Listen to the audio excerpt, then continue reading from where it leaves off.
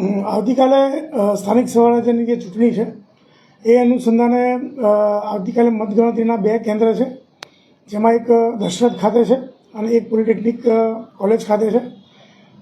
Main આ polytechnic college ખાતે જે પણ મતગણતરીનો કાર્યવાહી થવાની છે તે અનુસંધાને આપણી મેઇન જે 2 બ્રિજ છે આપણા ફતેગંજ અને પંડ્યા બ્રિજ, એ બંનેને બંધ કરવામાં આવશે સવારે 5 વાગ્યાથી મતગણતરી કાર્યક્રમ પૂર્ણ થાય ત્યાં સુધી. એ દરમિયાન અટલ બ્રિજ પણ બંધ રહેશે.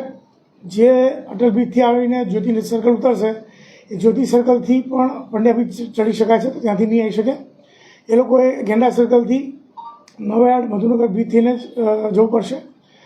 અને આ તરફથી જો જવું હોય તો એ રેલવે સ્ટેશનથી અલકાપુરી ગરનાળા થઈને જઈ શકશે.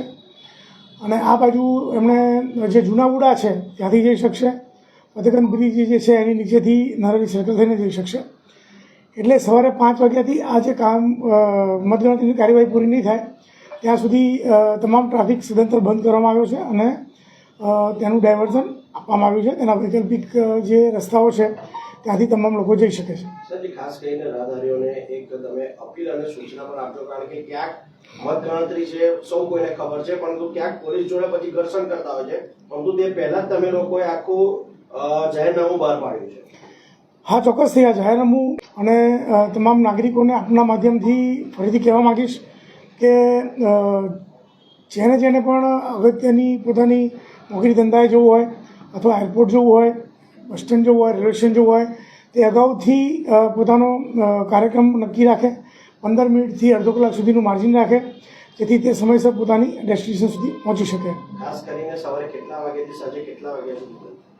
સવારે વહેલા 5 વાગ્યાથી જે વોટિંગ મતગણતરીનો સ્ટાફ કલેક્ટર કચેરીથી આવવાનું છે, પોલીસ અધિકારીઓ આવવાના છે, તો એ સવારે 5 વાગ્યાથી ડાયવર્ઝન કરવામાં આવશે.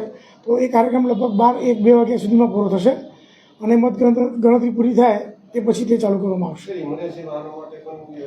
ઇમરજન્સી વાહનો માટે પણ આ જ વ્યવસ્થા છે. તેમ છતાં ક્યારેક જો એમ્બ્યુલન્સ કે એવી જરૂર પડશે તો એના માટે અમે સ્પેશિયલ કેસમાં રસ્તો આપીશું.